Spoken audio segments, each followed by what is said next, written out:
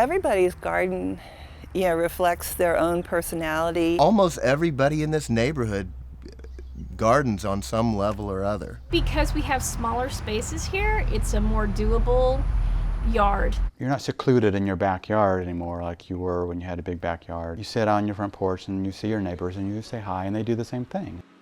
At Mueller in East Austin, it's a new and yet old-fashioned way to garden, with compact yards that value resources and connect neighbors as nearby bungalows did years ago. It's a community that unites with nature, too, through the parks and ponds that have brought back the wildlife on land once covered by airport runways and parking lots. Catellus, who is the developer of Mueller, is very sensitive to their design and what's happening with the environment.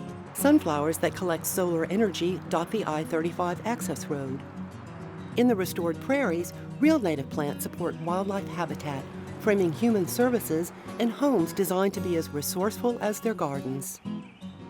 Janelle Dozier faced two challenges, Texas weather and a downsized garden, when she and husband Don moved from New Orleans after Katrina.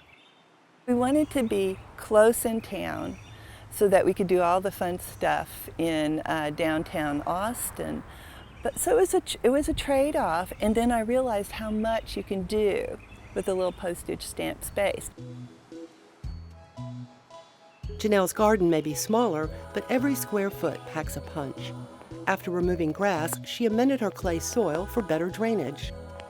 She even has a Peggy Martin rose, a Katrina survivor that's just as tough in Texas. In the brutal alley strip that she calls the Strip Tease, Janelle affirmed her new roots with Texas natives. And I realized, I'm right here in the city on the old airport lot, and I can have butterflies, I can have hummingbirds. A few blocks away, Keith Rommel and partner Jose Brunel spend more time enjoying their low-maintenance garden than tending it. It's a small yard, and I just wanted to get as much impact from it as possible. Color was a big thing for me. I wanted a variety of color, so I think every color in the spectrum of the rainbow is in there.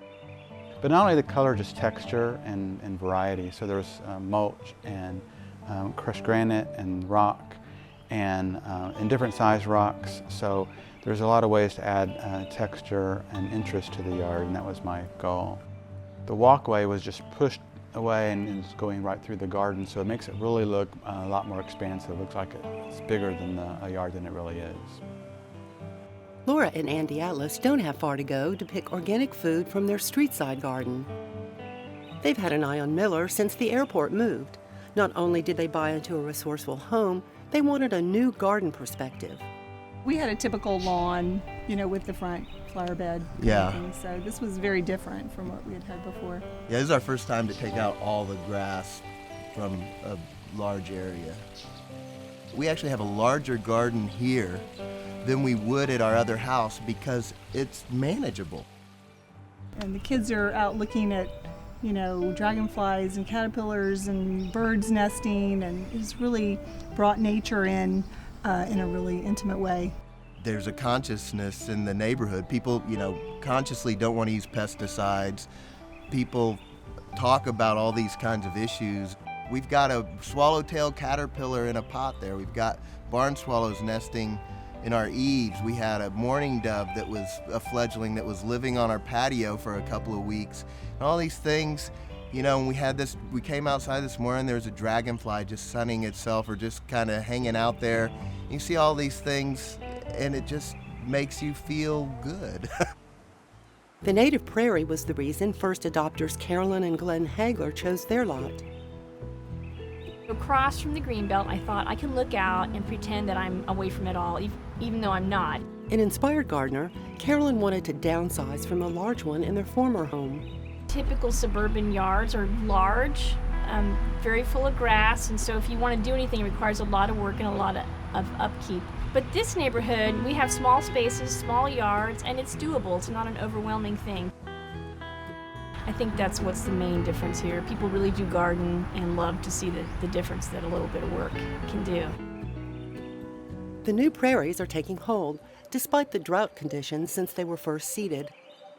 The Native American prairies have been so overused. They've been built on, they've been tilled, used for agriculture. There's a very tiny, tiny percentage of untouched native prairie left. So we had this great opportunity to recreate the prairie here at Mueller because we had native soils that had not been tilled. To achieve the restoration, Catullus collaborated with Dr. Mark Simmons from the Lady Bird Johnson Wildflower Center and RVI, Landscape Architectural Designers. It's an example of what you can do green and native here in a totally urban area on top of what used to be tarmac and runways. Mueller neighbors and residents like Janelle formed the Friends of the Prairie to maintain them. When I do everything I can in my yard, I can always go out to the prairie and to the demonstration garden. I've got like a 30-acre garden out there to play with. The wildflowers that grow over there are really inspiring because they come back every year, they just do whatever they do, and I'd like to have some elements in my own garden. There's all this stuff that is from right here that you can take the seeds back into your own yard and it will do great. To illustrate how native plants can fit into a home garden, RVI landscape architect Chris Lalich designed a more formal setting.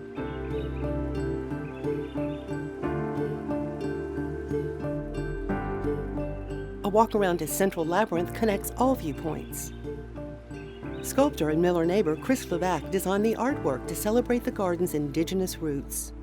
And this is a wigwam, which would be a Native American means of making a house at night where you pull saplings together. Levac's pollen grain testifies to Austin's claim as allergy capital of the world. Each section of the prairie is planted for its biome. United by trails, popular for jogging and strolling, the main link is habitat cluster for wildlife diversity. Arachnophilia, designed by Houston artist Dixie Friend Gay, applauds the return of wildlife in the former parking lot. Water attracts the wildlife too, an engineering design that serves all new residents. All these parks, these big parks, and the ponds themselves are really helping with stormwater control for Mueller. At Lake Park, it's hard to imagine that I-35 or a busy shopping center is just around the corner. 2 blocks away, I can arrive at one lake and walk around, and then 2 blocks the other direction, I can walk to another lake and walk around. And the scenery, even around the lakes itself, it changes as you walk around. In its innovative urban design, Mueller has an eye on the big picture, a community that connects service, neighborly bonding, and environmental responsibility. And everybody's aware of nature and how we can incorporate nature into our gardens and as part of our homes, and then to have wildlife inhabit this urban space and create a space for wildlife where it's not just this human environment. I think in the future, places like Mueller are going to be important because if we continue with the same cycle of tilling up our prairie, which is so ravaged already, that this is really a seed bank for what we might be able to spread into the future. When you look at the gardens here, think about that this used to be under concrete. And we're just having the most fun doing this.